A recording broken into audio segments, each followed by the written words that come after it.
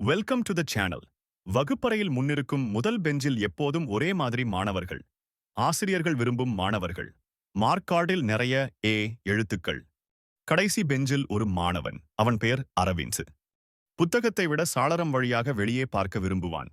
எண்களை விட கனவுகளை எண்ணுவான். ஆசிரியர்கள் சொல்வது ஒரே வரி. இவன் படிக்க மாட்டான். வாழ்க்கையில் எதுக்கும் வரமாட்டான். அரவிந்த் கேட்பான். ஆனா பதில் சொல்ல மாட்டான். ஏன்னா அவனுக்கே தெரியாது அவன் என்ன ஆகப் போறான் அப்படின்னு. ஆடி அரவிந்தின் குடும்பம் நடுத்தரம் அல்ல.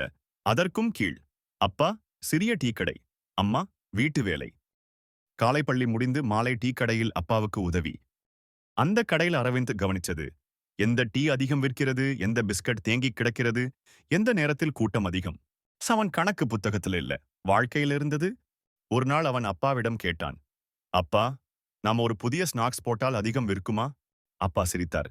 நீ படிப்பா, இந்த கடை நமக்கு போதும். அவன் அரவிந்த் அப்போதே புரிந்து கொண்டான். சிலர் பாதுகாப்பை விரும்புவார்கள், சிலர் வாய்ப்பை. 10ஆம் வகுப்பு தேர்வு. அரவிந்த் அதிக மதிப்பெண் இல்லை, ஆனால் ஃபெயில் இல்லை. ஆனால் ஊர் சொன்னது, இவனால பெரிய விஷயம் எதுவும் முடியாது. அவன் நண்பர்கள் கல்லூரி கனவுகளில். அரவிந்த் மட்டும் குழப்பத்தில். ஒரு நாள் அவன் பள்ளி ஆசிரியர் சொன்னார், அரவிந்த், நீ படிப்புக்கு பொருந்தாதவன். அந்த வார்த்தை அவன் மனதில் காயமாக பதிந்தது. அன்றிரவு அவன் அம்மா கேட்டார், என்னடா சோகம்? அரவிந்த் மெதுவாக சொன்னான், அம்மா, நான் படிக்கத் தெரியாதவனா? அம்மா பதில் சொன்னார், நீ வேற மாதிரி புத்திசாலி. அந்த வரி அரவிந்தின் வாழ்க்கையில் முதல் நம்பிக்கை. அரவிந்த் சாதாரண கல்லூரியில் சாதாரண டிகிரி. ஆனால் அவன் மனம் சாதாரணம் அல்ல. கல்லூரி கேண்டீனில் ஒரு பிரச்சனை அவன் கவனித்தான். உணவு தரம் மோசம், விலை அதிகம், மாணவர்கள் எப்போதும் புகார். அரவிந்த் யோசித்தான். இதே உணவை நல்ல தரத்தில் குறைந்த விலையில் கொடுத்தால்? அவன் நண்பர்கள் சிரித்தார்கள். நீ சிஇஓ ஆகப் போறியா? அரவிந்த் சிரித்தான். இல்ல, பிரச்சனைக்கு தீர்வு காண முயற்சி செய்கிறேன். அரவிந்த் அம்மாவுடன் பேசினான். அம்மா, நம்ம வீட்டு சமையலை கல்லூரி நண்பர்களுக்கு சாப்பிட கொடுக்கலாமா? அம்மா தயங்கினார். அதுக்கு பணம்? அரவிந்த் டீ கடையில் சேமித்த சிறிய பணம். முதல் நாள் 10 மாணவர்கள்.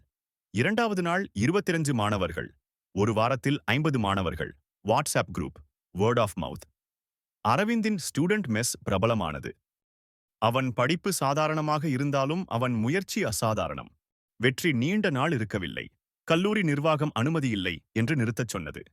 ஒரு நாள் அவன் கணக்கை பார்த்தான். கடன், இழப்பு, நம்பிக்கை சிதறல். அந்த இரவு அவன் அழுதான்.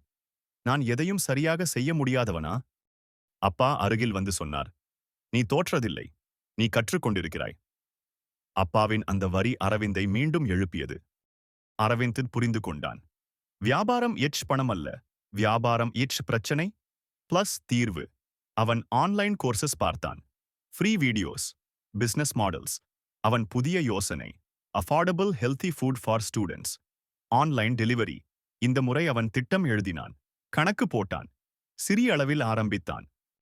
முதல் மாதம் 10 ஆர்டர்ஸ், இரண்டாவது மாதம் 100 ஆர்டர்ஸ், மூன்றாவது மாதம் ஒரு ஹாஸ்டல் டைப். அரவிந்த் பகுதி நேர ஸ்டூடெண்ட், முழு நேர ஆண்டர்பிரினர். அவன் நண்பர்கள் இப்போ கேக்குறாங்க, நீ எப்படி இதெல்லாம் செய்த? அரவிந்த் பதில், நான் கேள்வி கேட்டேன், மத்தவங்க மௌனமா இருந்தாங்க. ஒரு start up event. Aravind pitch பண்ணிதான். நான் கடைசி பெஞ்ச் மாணவன், ஆனா பிரச்சனை பார்க்க தெரியும். ஒரு இன்வெஸ்டர் அவன் கண்களில் பார்த்தார். மார்க்ஸ் பார்க்கல, மைண்ட் செட் பார்க்கிறேன்.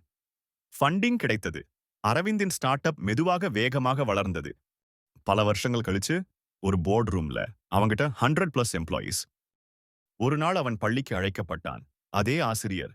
இந்த பள்ளியில் ஒரு காலத்தில் ஒரு மாணவன் இருந்தான். அரவிந்த் மேடையில் நின்று சொன்னான், நான் படிப்பில் பலவீனமா இருக்கலாம், ஆனால் முயற்சியில் இல்லை. மாணவர்கள் கைதட்டினர். அரவிந்த் வாழ்க்கை ஒரு பாடம்.